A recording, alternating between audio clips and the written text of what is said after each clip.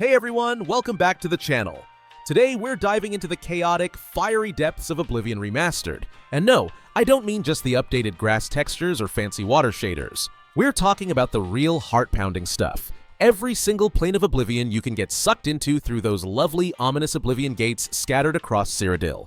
If you've ever been wandering through the beautiful forests of this remastered masterpiece, only to stumble upon a giant red crack in the sky, congratulations, you found yourself a one-way ticket to hell. Kinda. Now, let's be real. Closing Oblivion gates is a pain. It's like the Tamrielic version of taking out the trash, but the trash fights back with fireballs and angry Daedra. Still, each gate doesn't just drop you into a carbon copy dungeon. Some of these realms have their own creepy, twisted vibes and deadly layouts. In this video, we're going to check out every unique plane of Oblivion you can explore in Oblivion Remastered, break down what makes each one stand out, and maybe even figure out which ones are worth the struggle for loot, and which ones will just make you rage quit. Let's get into it. I'm quickly moving on to the video. Before we start, if you enjoy these types of list videos, don't forget to like the video and subscribe. Enjoy watching. If you have ever played Oblivion Remastered and thought, hey, these Oblivion planes are kind of fun, then you probably have not stumbled into World 7 yet. This particular Daedric realm is the kind that makes you question every decision that led you to open that gate. It is technically one of the many random Oblivion worlds, sure, but do not let the word random fool you.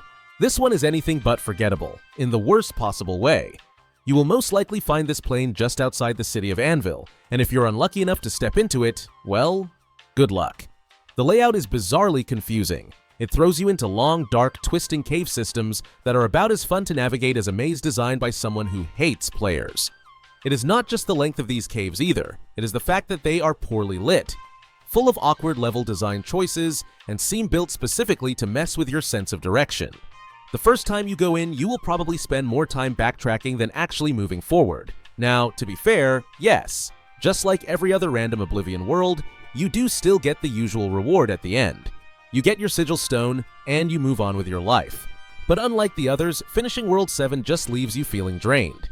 It is like climbing a mountain only to realize there is nothing but fog at the top. Honestly, unless you are going for 100% completion, or you just enjoy pain, this is one plane you might want to skip if you see that gate glowing near Anvil. Alright, let us talk about one of the more meh planes in Oblivion Remastered, Random Oblivion World 3, or as I like to call it, just another plain plane. You're going to run into this one a few times, especially if you are the type who cannot resist diving into every Oblivion gate you come across. And if you're headed down to Leyawiin, well, congratulations, because the gate outside the city always leads here. I am not saying it is a bad place to be, but I am also not saying you will remember it after 10 minutes. This plane has all the expected features of an Oblivion world. Lava rivers, creepy towers, Daedric monsters that want to eat your face, and of course, those twisty tunnels that make you question your sense of direction. The rewards are not bad either, especially if you're farming for sigil stones. But here's the thing.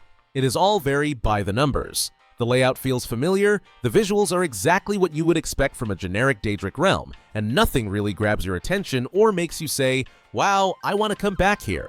And that is kind of the problem. Random Oblivion World 3 is like that one NPC who has decent dialogue but no backstory. It does the job, but it does not have a personality of its own. You could go through it 5 times and still not be able to tell it apart from the others. If you're looking for a plane that offers something new or memorable, this is probably not it. Still, it is worth clearing for the loot. Just do not be surprised if you forget it the second you step out of the gate. Random Oblivion World 4, better known by fans as the Brooding Fortress, definitely lives up to its name. This place is dark, cramped, and downright confusing. The central tower dominates the entire plane, drawing your attention immediately. But once you step inside, good luck finding your way around. The winding hallways, narrow corridors, and looping paths are enough to make even the most experienced Elder Scrolls players stop and second-guess themselves. It is one of those places where you find yourself saying, wait, have I been here already? About 20 times. What really gives this plane its bite, though, is the final battle. After navigating that claustrophobic nightmare of a tower, you are thrown into a boss fight against a high-level Daedric enemy. This is not just some random spawn either. It is a proper challenge. The kind of fight that has you burning through your potions and frantically scrolling through your spell list. But the reward makes it all worth it. Think powerful loot like full pieces of Daedric armor and those all-important sigil stones that can seriously boost your gear. Now, with all of that said, the Brooding Fortress still somehow feels a bit generic. It has everything a great Oblivion world needs: cool visuals, a memorable fight, solid rewards, but it kind of blends into the crowd of other planes. You walk away remembering the loot and the frustration of getting lost, but not necessarily the place itself. It is like that one dungeon you run 100 times because the loot is great, even though you could not pick it out of a lineup. Still, if you are chasing top-tier gear, it is absolutely worth the visit. Alright, let's talk about one of the more unique Oblivion planes you can stumble into: Random Oblivion World 6, also known by fans as Double Trouble. Now, unlike most planes that just love throwing Daedric monsters at your face non-stop, this one dials it back a bit and says, hey, why not get lost in some traps instead? What makes it stand out right away is the layout. 2 identical towers, 2 symmetrical paths, and yep, 2 entrance gates. It is like the developers copy-pasted one half and just flipped it, but in a good way. The coolest part is how the symmetry affects exploration. Both paths lead toward a single central chamber where the Sigil Stone is waiting, but how you get there can really change from run to run. You can go left, you can go right, and both sides are full of traps, hidden loot, and enough weird architecture to make you stop and say, did I already pass this spot? It is kind of like a mirror maze that fights back, and having 2 gates, super helpful, especially if you are farming for more Oblivion gates out in the world. You can pop in, loot up, pop out, and keep the loop going, but do not let the straightforward goal fool you. Reaching that Sigil Stone can still be a challenge if you are not paying attention. That symmetry can get disorienting fast, especially when you are dodging spikes and fire traps. Still, it is a blast to explore because it is not just about fighting, it is about navigating. And because the paths are just different enough each time, this plane has great replay value. It is like Oblivion's way of saying, take a break from the grind and go get lost on purpose. Alright, let's talk about one of the most chill Oblivion planes you can stumble into: Random Oblivion World 5, also known as the Dungeonless Plane. Now, if you have ever wandered into one of those other Oblivion realms and found yourself hopelessly lost in a maze of lava pits and Daedric hallways, this one is going to feel like a vacation. Seriously, it is basically the open-world version of hell. Imagine Cyrodiil, but if everything was on fire and there were angry Daedra lurking behind every rock. The cool part? It is flat. Like, actually flat. No endless stairs, no winding corridors, just straight-up ground-level chaos. And that is a huge plus when you are trying to find your way to the Sigil Tower without losing your mind. What makes this plane stand out even more is how forgiving it is compared to, say, Random Oblivion World 6. That one can feel like a fever dream of fire and frustration. But here, you get a double gate setup, which sounds intimidating, but is actually super handy. If one path starts to get overwhelming, just turn around and try the other entrance. The open layout means you are not going to get stuck in some claustrophobic tunnel fighting off 3 Clanfears and a Dremora mage while trying to guess where the tower even is. You can see your goal from a distance, and that makes a huge difference when you are doing repeated runs. Speaking of repeated runs, this is the dream plane for Sigil Stone farming. Want to enchant a bunch of gear or just stock up on powerful stones? This is your go-to spot.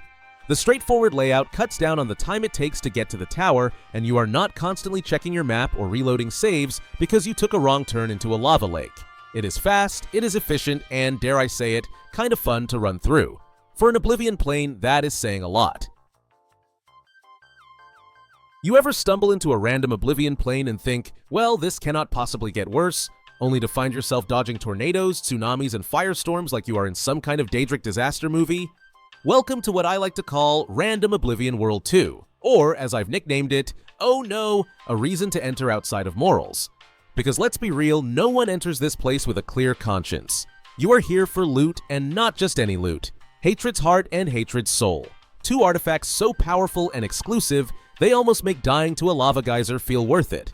What makes this coral-linked disaster zone so special is its design. Each tower is themed around a different elemental natural disaster. One tower shakes the ground beneath your feet like a bad earthquake simulator. Another floods you in timed intervals, forcing you to solve puzzles between waves. And then there's the Wind Tower, because nothing says fun like being tossed into a pit by a magical hurricane. It is chaotic in the best way possible. And unlike most planes, this one genuinely feels like someone designed it to be an obstacle course for the mentally stable. Now, the real cherry on top? Those sweet Daedric artifacts I mentioned, Hatred's Heart and Hatred's Soul.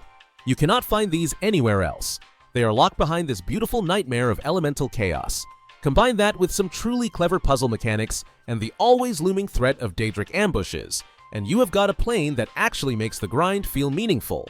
It is one of the few random worlds where you walk away thinking, yeah, I almost broke my keyboard, but at least I got a legendary soul-scorching weapon out of it.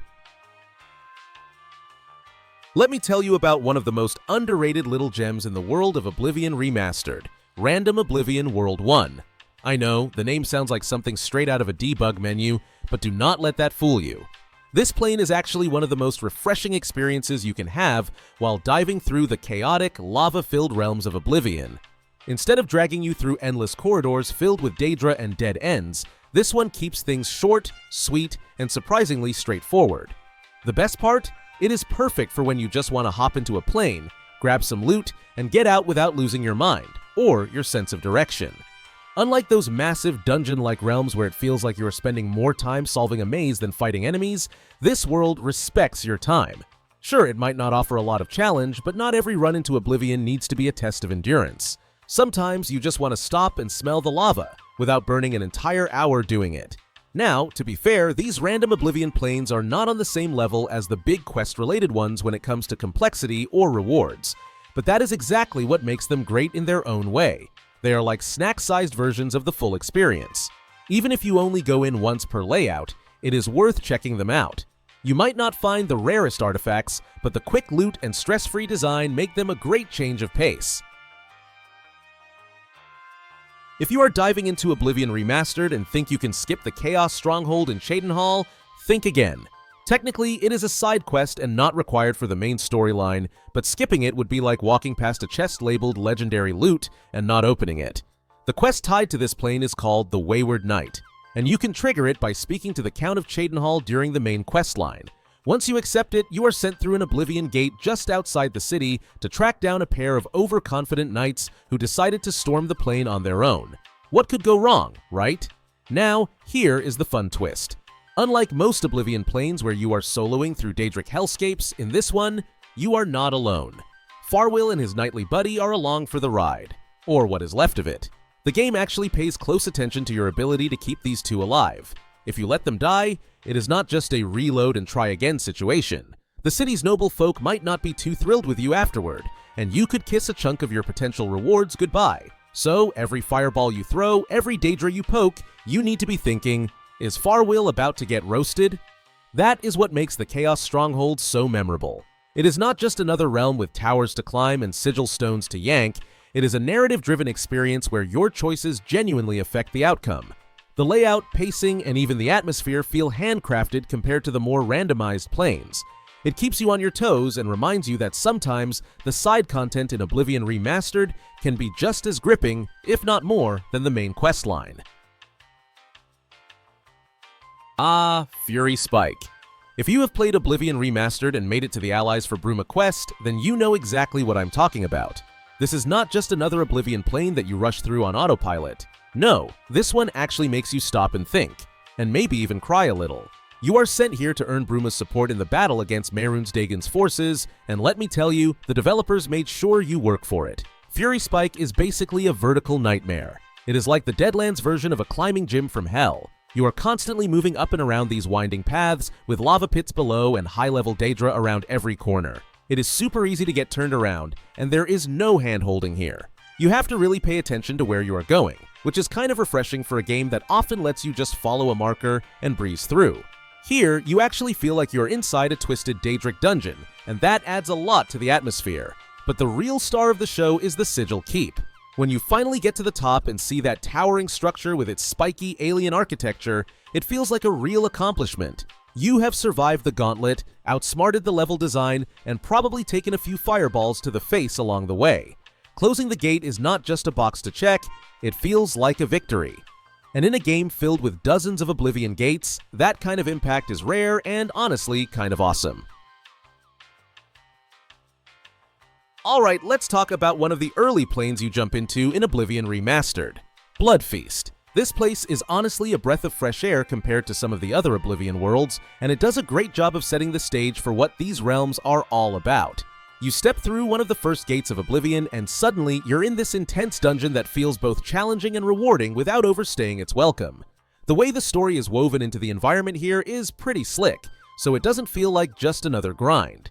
What really makes Blood Feast stand out is how it balances the whole package: puzzles, combat, and that satisfying length that keeps you hooked. Some of the other Oblivion planes can be a bit hit or miss with this, either dragging on too long or leaning too heavily on just one aspect, like fighting or puzzle solving. But here, everything clicks. You get enough brain teasers to keep things interesting, enough enemies to stay on your toes, and the length is just right so it feels like a proper adventure, not a slog. Plus, since Blood Feast is part of the main quest line, the rewards actually feel meaningful. You walk away with some solid gear and a high-level sigil stone that can really help you out later on.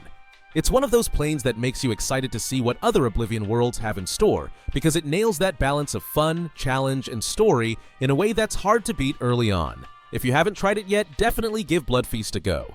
It's one of those dungeons you remember for all the right reasons. Alright, let's talk about one of the most intense moments in Oblivion Remastered, the World Breaker Plane, also known as the Great Gate Oblivion World. This is basically the grand finale of the Daedric Invasion storyline.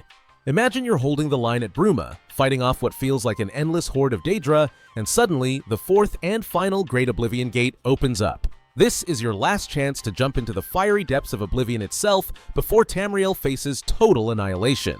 The stakes couldn't be higher, and the game really cranks up the tension by giving you only 15 minutes to clear the entire plane.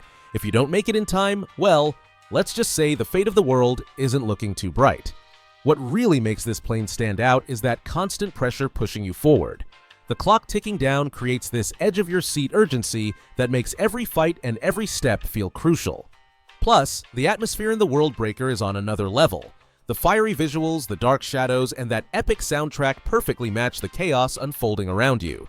It's not just another Oblivion Gate, it feels like you're stepping into the heart of the Daedric Invasion itself. Honestly, it's one of those moments where the game stops feeling like a game and becomes a full-on cinematic experience.